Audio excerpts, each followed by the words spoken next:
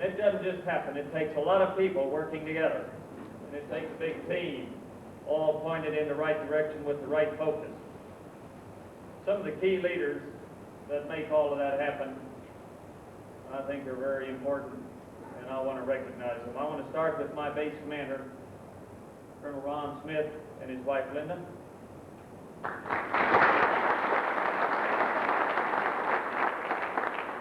The Deputy Commander for Resources, Colonel Lauren Exley, and his wife, Karen.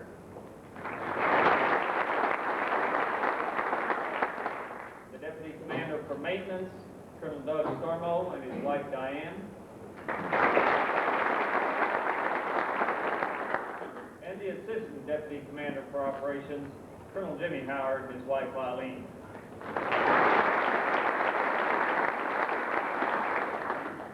The majority of our workforce here at Williams is made up of enlisted people.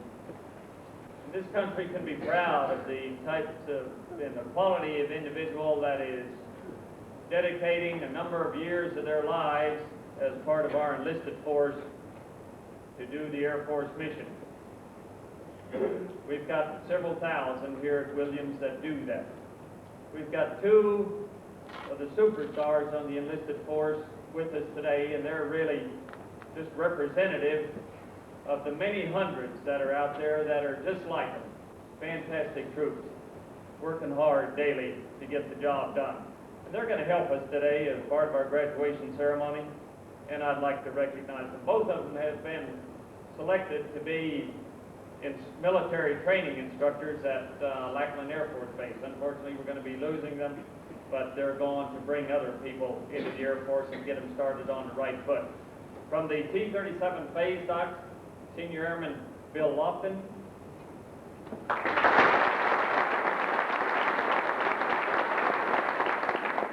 And from the T-37 inspection dock, Senior Airman J.J. Jones.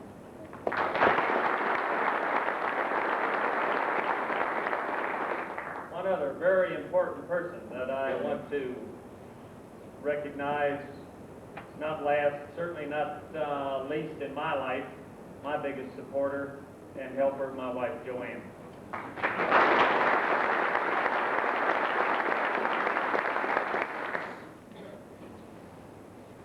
One special group of people that has a kind of a unique relationship with flyers that I want to point out, that's the people that work on our airplanes. They do it under some pretty difficult circumstances here at Williams.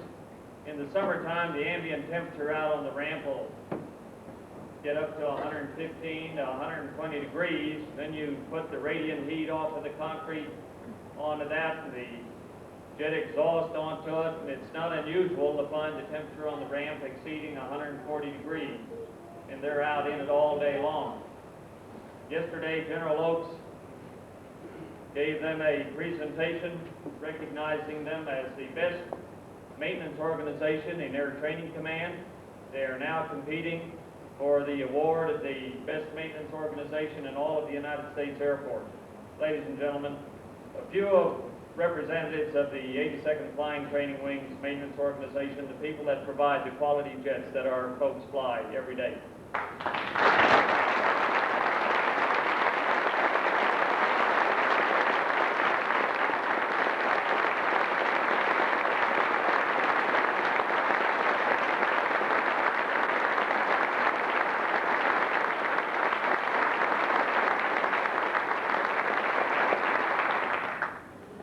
Our mission here is to provide the United States Air Force and the Air Forces of our allied countries with the best trained pilots in the world, and we do that.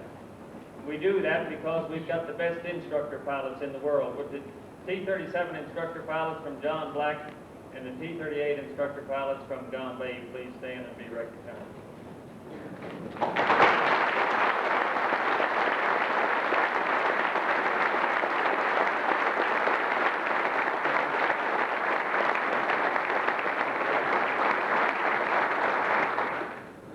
One last group that I feel I should point out, and they're seated in the last couple of rows here in the theater.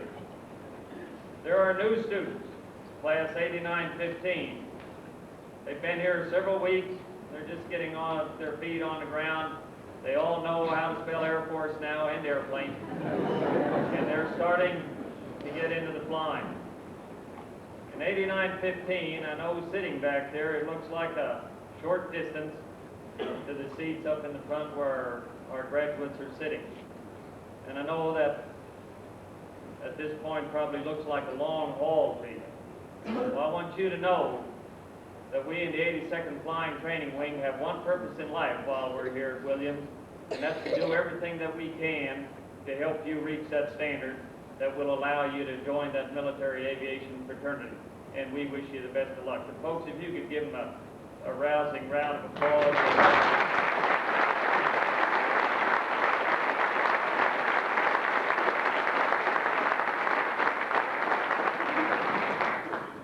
Well, 8903, I know this is going on long enough and you're anxious to get with it. And it's probably time that we did that. We're especially honored to have with us today the Commander of Air Training Command. And I know you read a lot about him in the brochures, the programs that you've all received. But I'd like to highlight just a few things about this individual's distinguished career. He received a bachelor's degree and was commissioned as second lieutenant in the United States Air Force as a member of the first graduating class of the United States Air Force Academy in 1959. General Oaks attended pilot training at Bartow Air Base, Florida, and Vance Air Force Base in Enid, Oklahoma, and received his wings in September of 1960. General Oaks started his flying career as an F-100 pilot serving at bases like Cannon, Misawa Air Base in Japan, England Air Force Base in Louisiana, and eventually the Tonsanut Air Base in the Republic of South Vietnam, where he flew 188 combat missions over Southeast Asia. General Oaks has served as flight commander, wing executive officer, and operations officer at Nellis Air Force Base, Nevada, flying F-111s, and as the squadron commander of the 391st Tactical Fighter Squadron at Mountain Home Air Force Base in Idaho.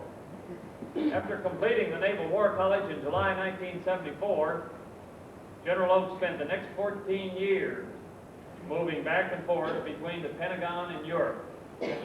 He held a wide variety of positions, including positions in the Director of Plans, Office of the Deputy Chief of Staff, Operations and Plans. He was the commander of the 86th Tactical Fighter Wing at Ramstein Air Base. He was the Assistant Deputy Chief of Staff for Manpower and Personnel, Headquarters Air Force. He was the commander of the Allied Forces Southern Europe and Deputy Commander-in-Chief, USAFE, for the Southern Area Headquarters in Naples, Italy. General Oaks assumed his current position in June of this year.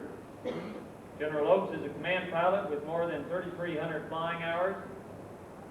His list of military decorations include the Department of Defense Distinguished Service Medal, the Legion of Merit with 1 Oak Leaf Cluster, the Distinguished Flying Cross, the Meritorious Service Medal with 1 Oak Leaf Cluster, and the Air Medal with 8 Oak Leaf Clusters. General Oaks is married to the former Gloria Unger of Provo, Utah. They have 2 daughters, 4 sons, and 2 daughter-in-laws. Their son Bart and his helper, his wife Laurel, will receive General Oaks' wings today. Ladies and gentlemen, a distinct honor for me to present my boss and the Commander of Air Training Command, General Robert C. Oaks.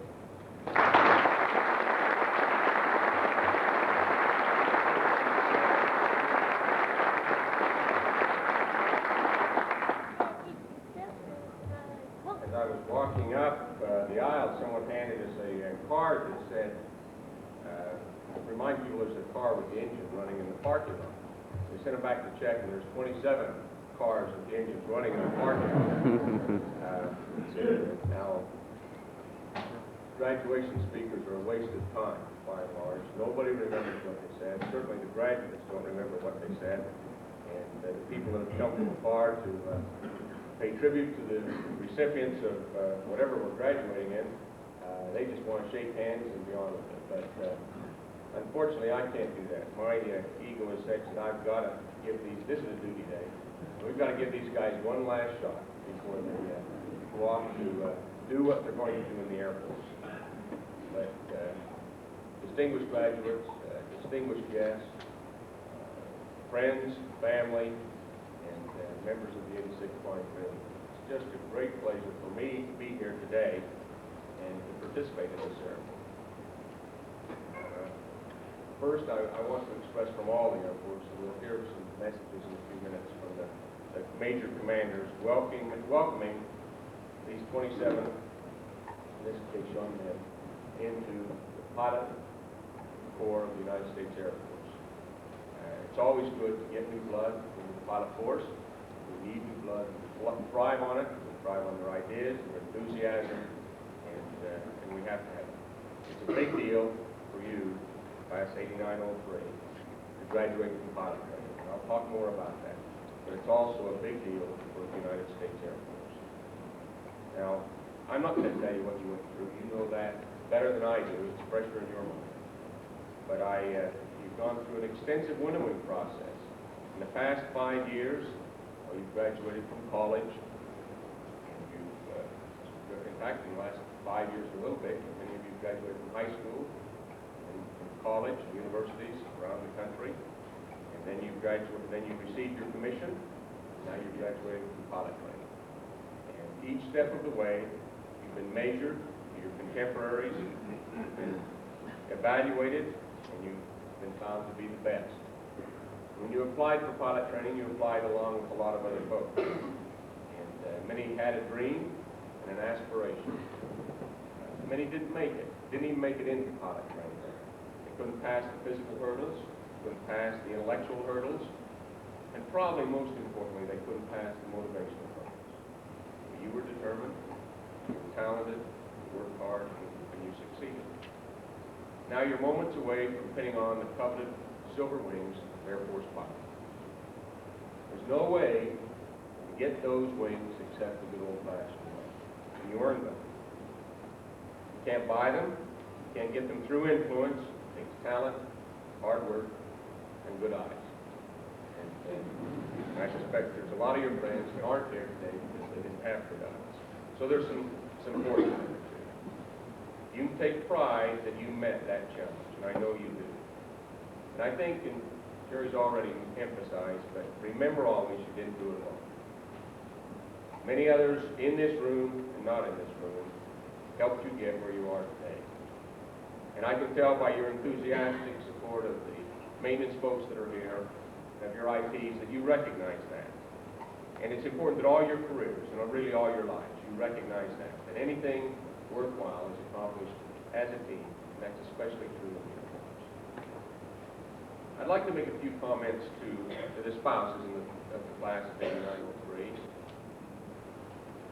You have sacrificed also. Your husbands in this class have had their noses buried in tech manuals and the Dash ones over the weekends and during the week. During the week they've been working very hard to learn the rules and the tools of their trade. If you're anything like my wife, why, you know the emergency procedures at least as well as they did, and maybe better. And that's true because every night before there was going to be an emergency procedures quiz, you sat there being monitoring, did he know him? Why didn't he? You've gone over so many times, how could he forget him? I remember one conversation that I had with my instructor when I was a student pilot, and he said, "Oh, your Dash 1 isn't up to date." I said, "I know, sir. My wife didn't get a post."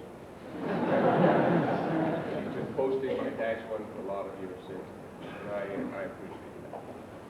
Well, I urge you to stay involved with your spouse's work in the Air Force. Take part in squadron activities. The Air Force has changed a great deal in the past 29 years since I started pilot training. More spouses work today outside of the home.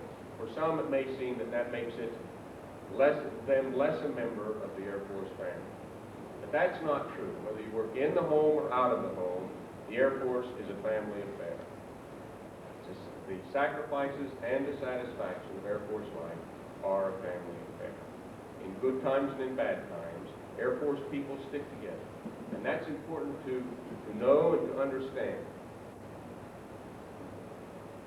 Now, I'd like to talk, speaking of family, for just a couple of minutes to the family of the graduates that were on here today. You've traveled from really all over the country, we saw last night. And that's a tribute that you understand bit what it's all about. And I wished we had an hour that I could talk you through the missions, the syllabus, the various training activities, the simulators, the good and the bad of it. I'm sure you've seen some of that, and you'll get a chance to see more of that today. But I doubt you'll get a sense of the sweat of it all. And Jerry mentioned the flight line condition out there here at Williams, and it's unique. It's unique, and it's hot and miserable in the summer. It's invigorating if you can step in out of it when you want and step into some air-conditioned spot and sit back and refresh yourself. But the folks that we're talking about and honoring today here at Williams that are part of the pilot training business, the students, the instructors, the staff, and especially the maintenance folks, they can't do that. And it's hard for them, and it's oftentimes miserable. And they do it. And then for the students, it has that additional pressure, and am I going to make it? It's a tough program that your sons have gone through. It's tense and it's humbling. Now, when you see them today and yesterday and tomorrow, you might not realize it's humbling. They might not seem very humble to you. There have been humble moments in the past year, I promise you. It's the toughest training course we have in the Air Force. It's long and it's tough. It's maturing and it's demanding. And we acknowledge that.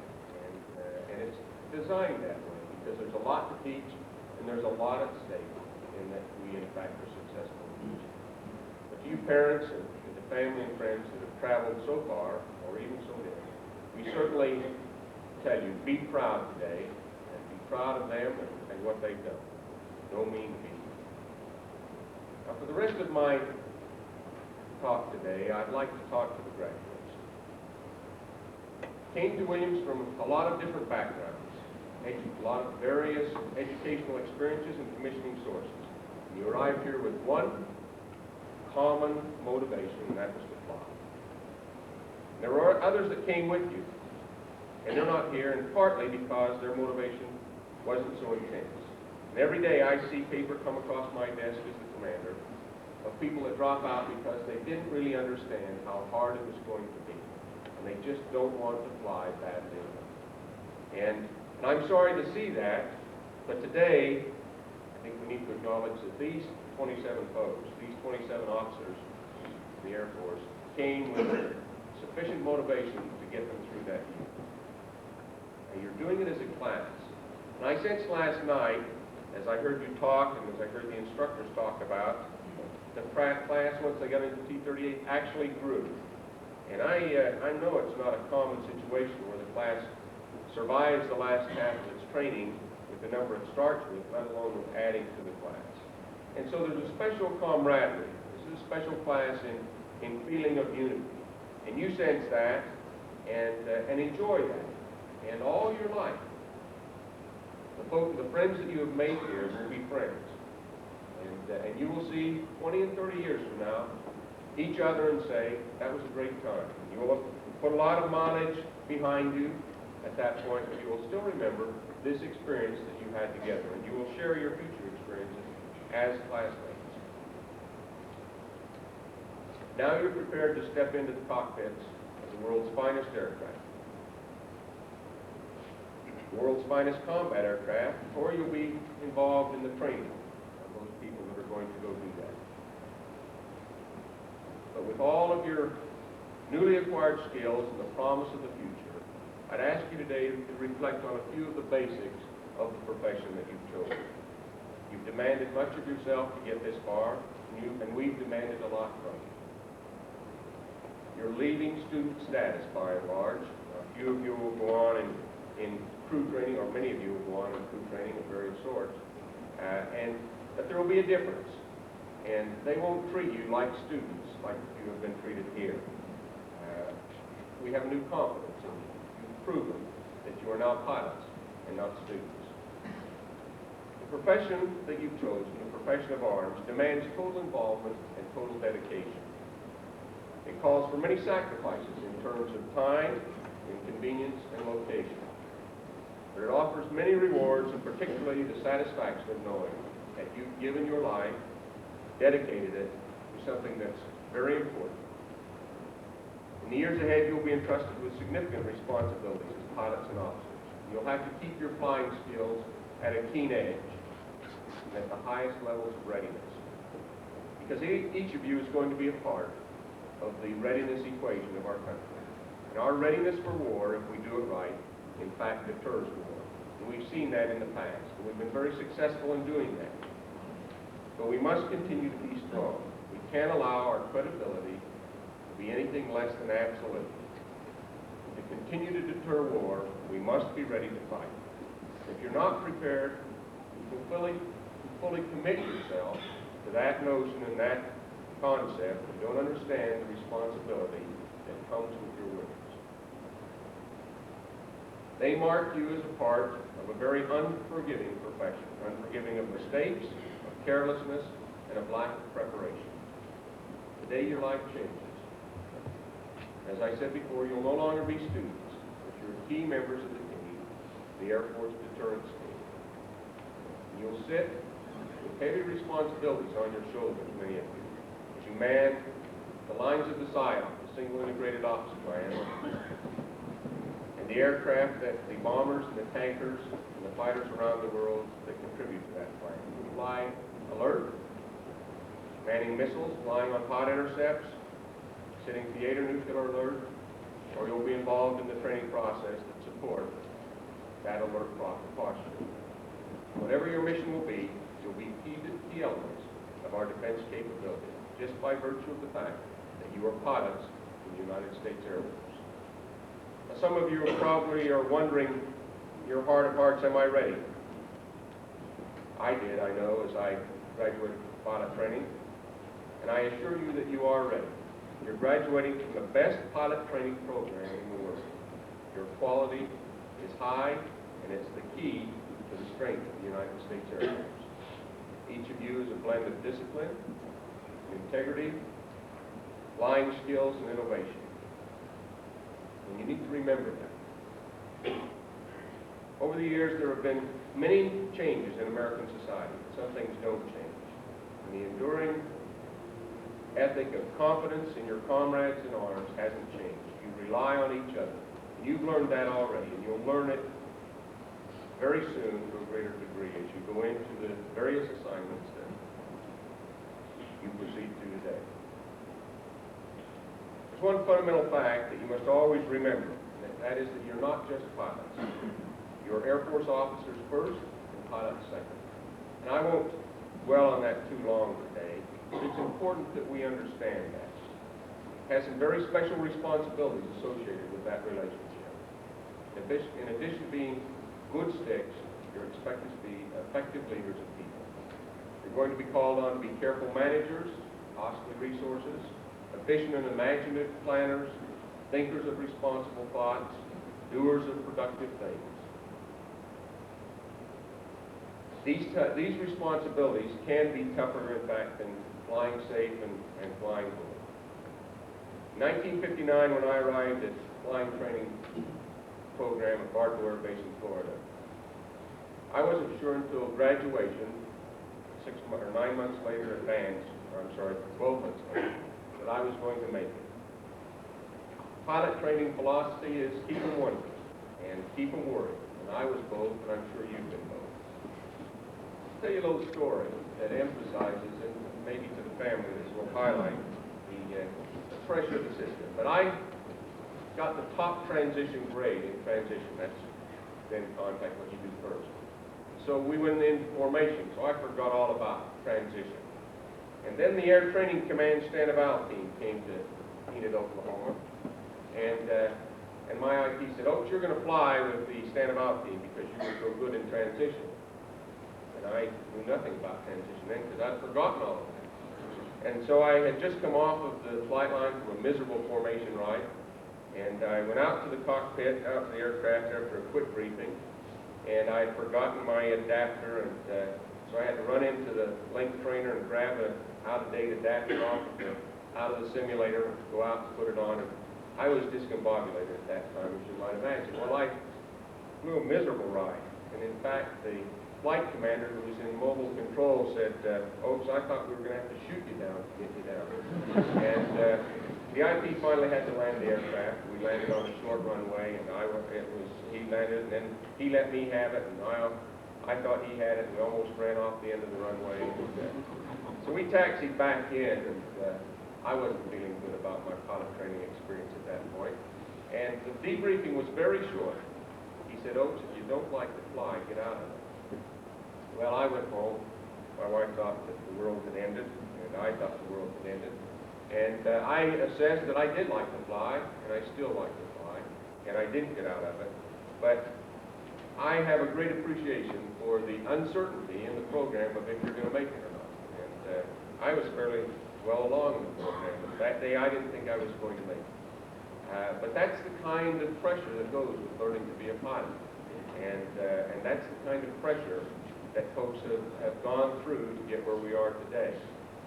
Well, I graduated and went to Luke Air Force Base, and when I got there, I appreciated the fact they understood, they took it for granted that I knew how to fly, and their sole concern was to make me a better combat pilot, and they worked hard at that, and that's the kind of program that you will go into. People will be dedicated to make you a better pilot and to improve your skills in whatever aircraft you're going to fly.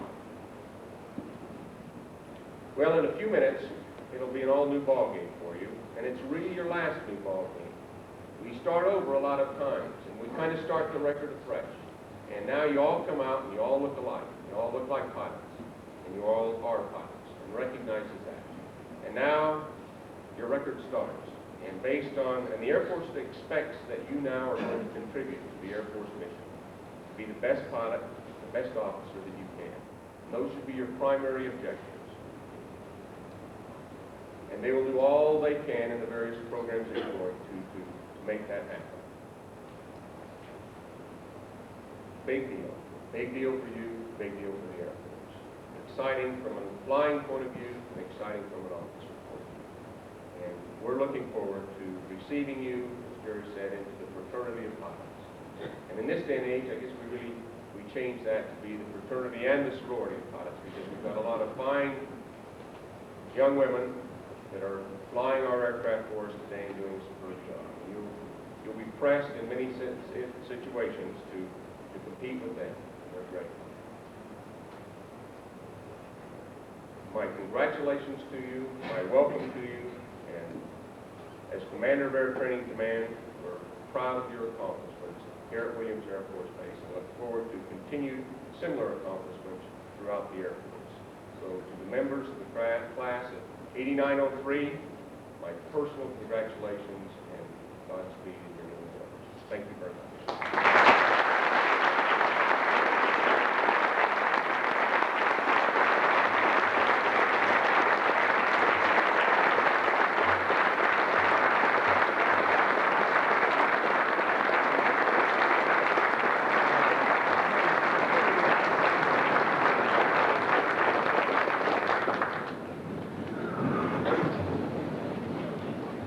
Students of Class 8903 would like to take this opportunity to present Lieutenant General Oaks a token of their appreciation.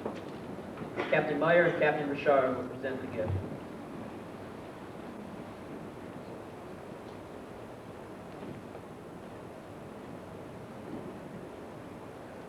General Oaks, from the officers of Class 8903, please accept this gift, a token of our appreciation.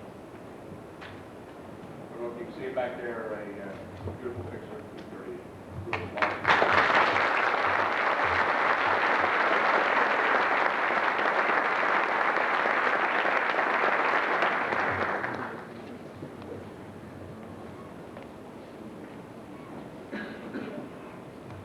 At this time, we wish to make special recognition of those officers who, through personal dedication and determination, have distinguished themselves in the course of training.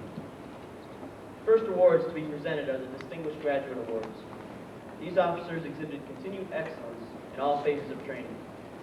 Colonel John D. Bretas, Deputy Commander for Operations, will make the presentations. Assisting Colonel Bretas will be Senior Airman Jerome Jones. Senior Airman Jones is a T-38 phase inspection dock worker. He also was recently chosen to be a military instructor at Lackland Air Force Base. The distinguished graduate officers are Second Lieutenant David Pruitt,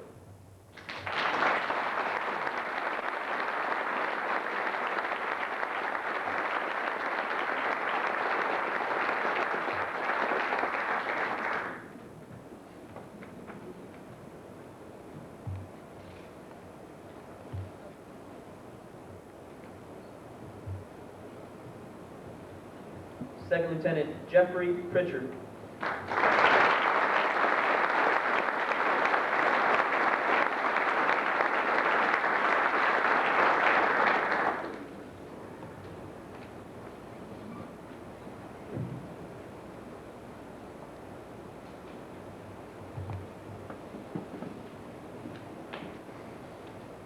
Second Lieutenant Donald Wanky.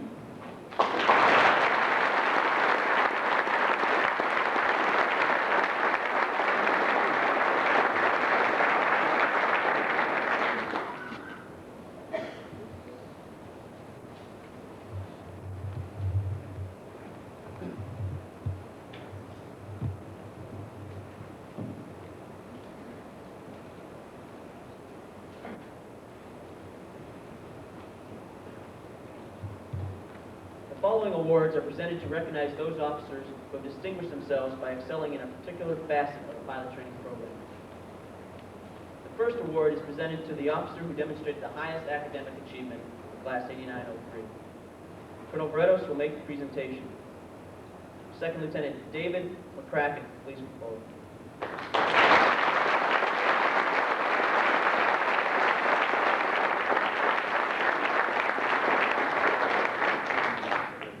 Lieutenant McCracken missed only 2 questions out of a possible 416.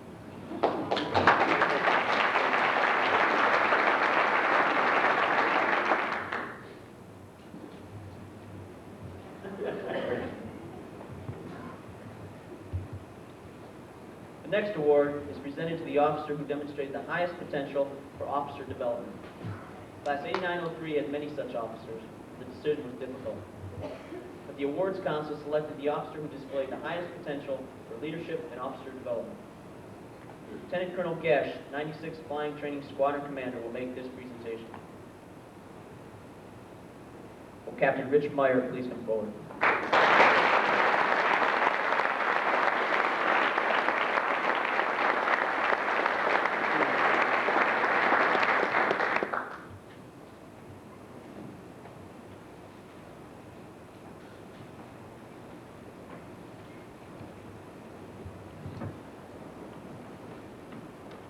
The next award is the Flying Training Award. It is presented to the officer who, in the judgment of the Awards Council, maintained the highest flying performance throughout the program. Lieutenant Colonel Jarnigan, 99th Flying Training Squadron Commander, will make this presentation. Second Lieutenant Jeffrey Pritchard, please come forward.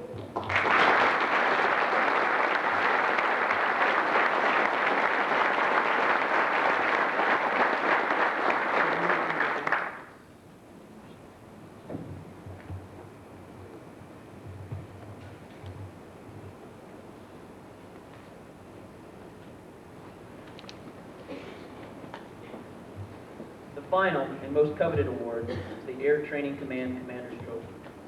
This award was first presented at Williams in 1962 by Congressman John Rhodes. It has since been won by a long line of outstanding UPT graduates. The award is presented to the officer selected by the Awards Council as the most outstanding officer in the class. The factors considered for this award include flying training performance, scholastic achievement, leadership, and overall excellence in the performance of assigned duties. Lieutenant General Oakes will present this award.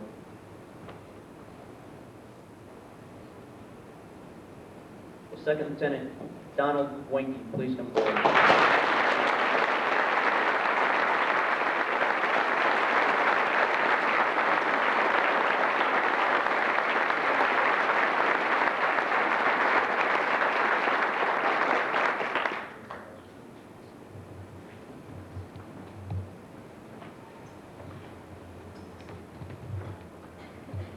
Ladies and gentlemen, Colonel Steckline and Colonel Bredos will now present the graduates with their silver wings and diplomas.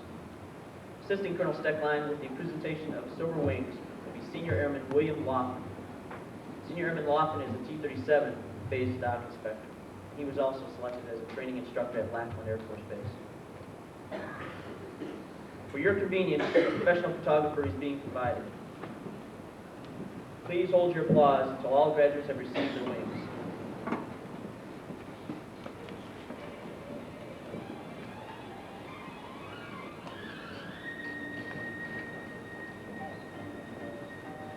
Captain Richard E. Meyer. F-15, Schusterberg Air Base, Netherlands. Captain Meyer is receiving the wings his father earned in 1956. Rich is from Austin, Texas.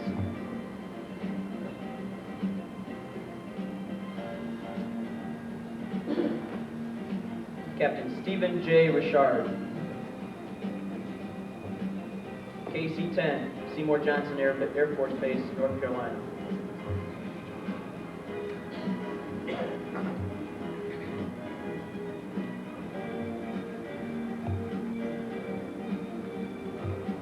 Steve is from Rockville, Maryland.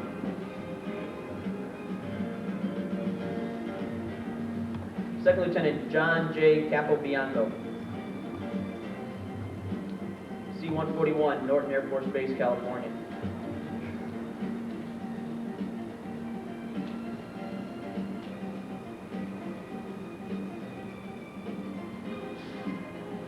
Cappy is from Stewart, Florida. Second Lieutenant Braden E. DeLauder. F-111, Mountain Home Air Force Base, Idaho.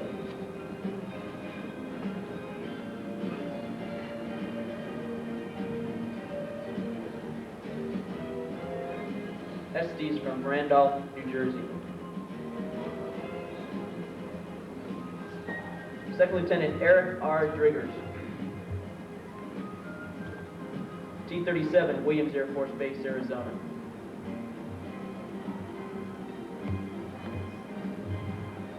Lieutenant Driggers is receiving the wings his father earned in 1959.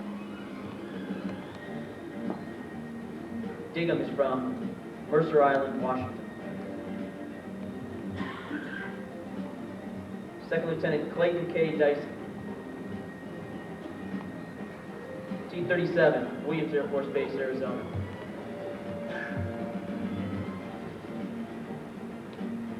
Lieutenant Dyson is receiving the wings his father earned in 1960. Stain is from Lancaster, California.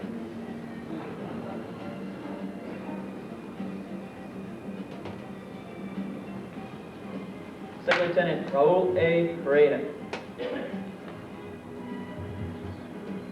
A7, Portugal.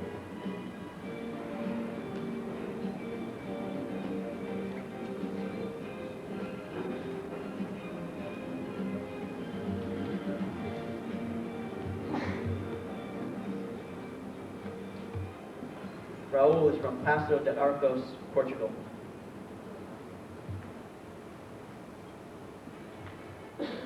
Second Lieutenant David P. Giles. C-130, Pope Air Force Base, North Carolina.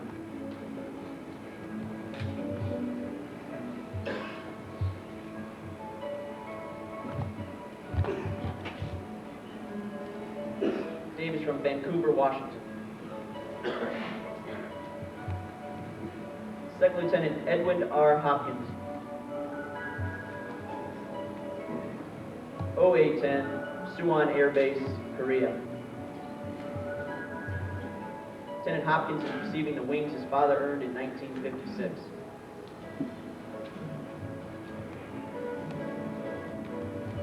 Hoppy is from Austin, Texas.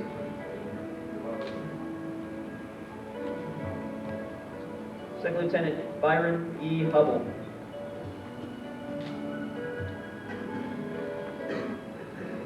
F-4, Ellington Air National Guard Base, Texas.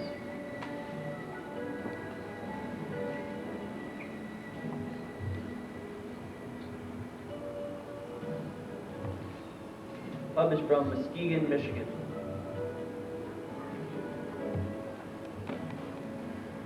Second Lieutenant Franklin M. Kirkpatrick.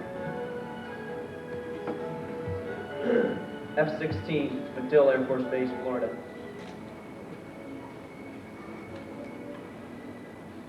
Lieutenant Kirkpatrick is receiving the wings his father earned in 1944. K-Pat is from Eustis, Florida.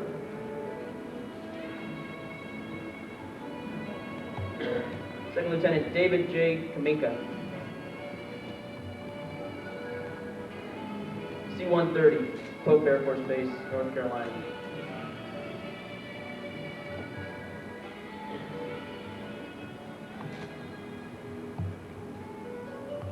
Comer is from Ocala, Florida. Second Lieutenant David M. McCracken. T-43, Mather Air Force Base, California.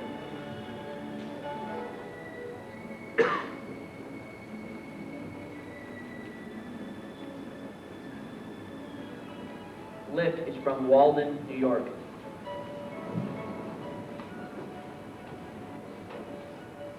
Second Lieutenant Barton C. Oakes.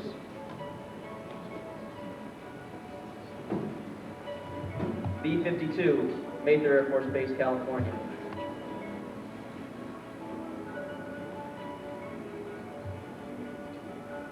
Bart is receiving the wings his father earned in 1960.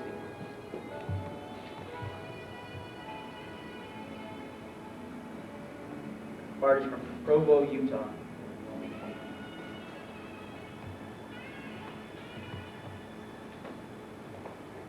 Second Lieutenant Christopher B. Patterson.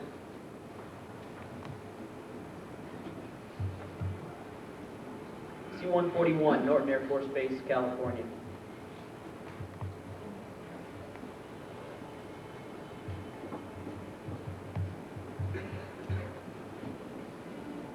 Chris is from Aloha, Oregon.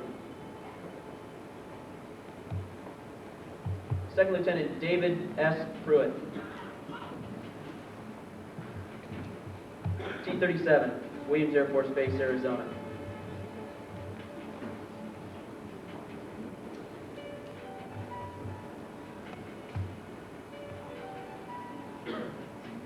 Super Dave from Bend, Oregon.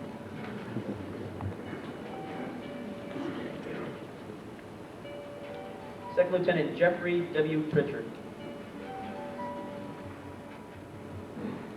F-15, Kadena Air Base, Japan.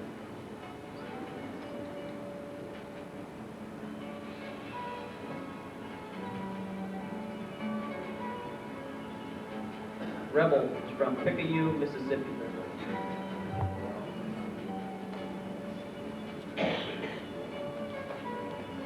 Second Lieutenant Joe A. Rivera. C-130, Yokota Air Base, Japan.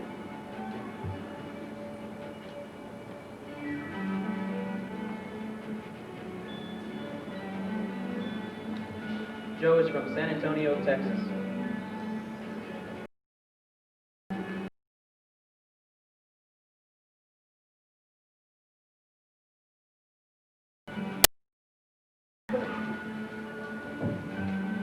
WC-130, Keesler Air Force Base, Mississippi.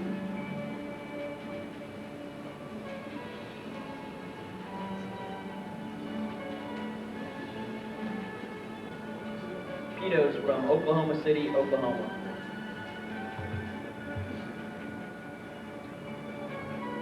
Second Lieutenant David S. Smallage. C-5, Travis Air Force Base, California.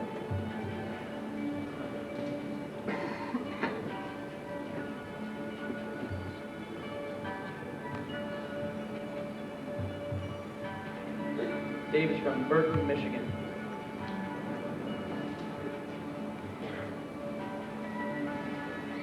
Second Lieutenant Dennis J. Smith. KC-135, Plattsburgh Air Force Base, New York.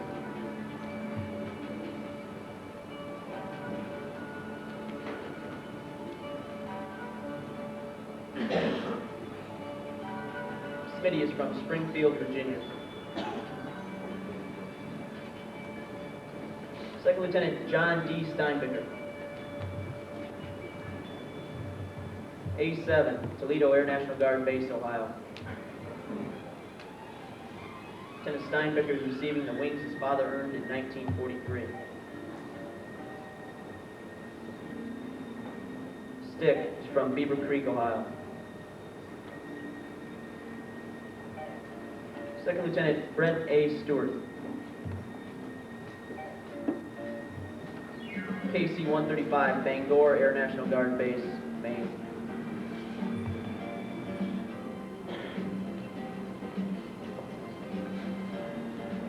Stu is from Brewer, Maine. Second Lieutenant Johnny D. Summers. KC-135, Beale Air Force Base, California.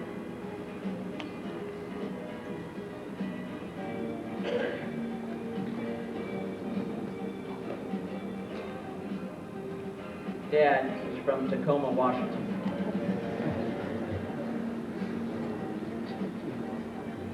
Second Lieutenant Donald S. Winky. RF-4, Lincoln Air National Guard Base, Nebraska.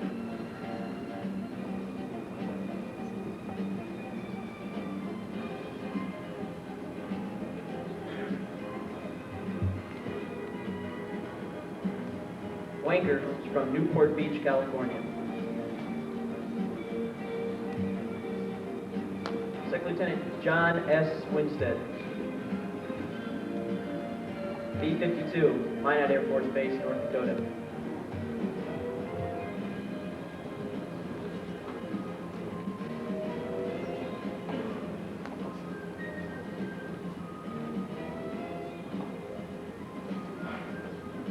Smoke is from Petersburg, Virginia.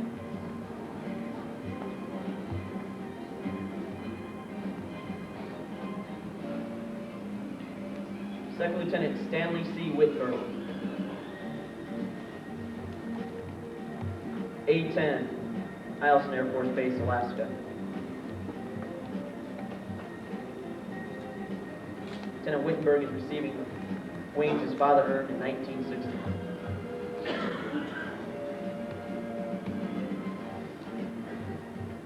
Witt is from Winter Haven, Florida.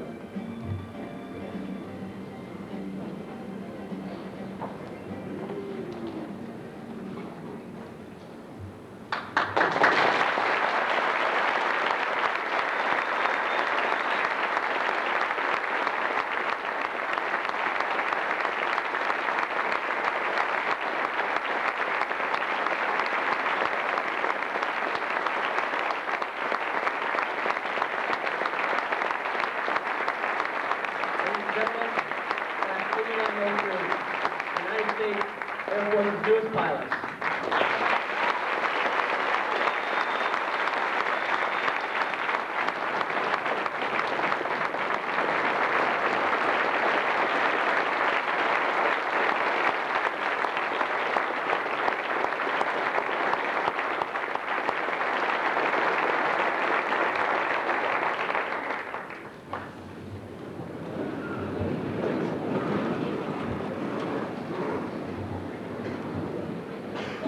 This morning you have heard Lieutenant General Oakes offer his congratulations to the students of Class 8903 on the earning of their wings. Now from the commanders of the other major air commands. Congratulations to the members of Class 8903. The earning of pilot wings is a memorable event in your life, and you can be justifiably proud of your achievement. We in TAC wish you every success in the years ahead. For those of you coming to TAC, welcome. We promise you challenging and rewarding work as you join us in our profession of maintaining readiness. General Robert D. Russ, Commander, Tactical Air Command. To the members of Class 8903, please accept my heartiest congratulations on your completion of pilot training. Those of you coming to MAC, welcome. I know you will find MAC's airlift mission extremely challenging and rewarding. To all of you, regardless of your command of initial assignment, my most sincere wishes for success in your career. General Dwayne H. Cassidy, Commander, Military Airlift Command. Congratulations to the members of Class 8903 on your graduation from undergraduate pilot training. The memory of this occasion will be one of the most treasured of your careers. We especially look forward to those of you with Strategic Air Command assignments join us in our dynamic and vital missions. Regardless of your assignment, you will find new and challenges that pilots just a few years ago could not have imagined. Graduation continues a tradition that has been with us since man first began to fly. You can be proud of what you have accomplished and what lies ahead. Best wishes for a successful future. General John T. Chain, Jr., Commander, Strategic Air Command. Ladies and gentlemen, this concludes our graduation ceremonies. As a special tribute to the graduates, there will be 2 4-ship flybys following the graduation ceremony.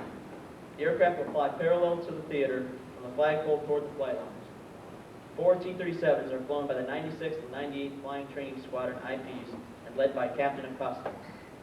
1 minute later, 4 T-38s flown by 97th and 99th Flying Training Squadron instructor pilots and led by Captain Delzell will fly by.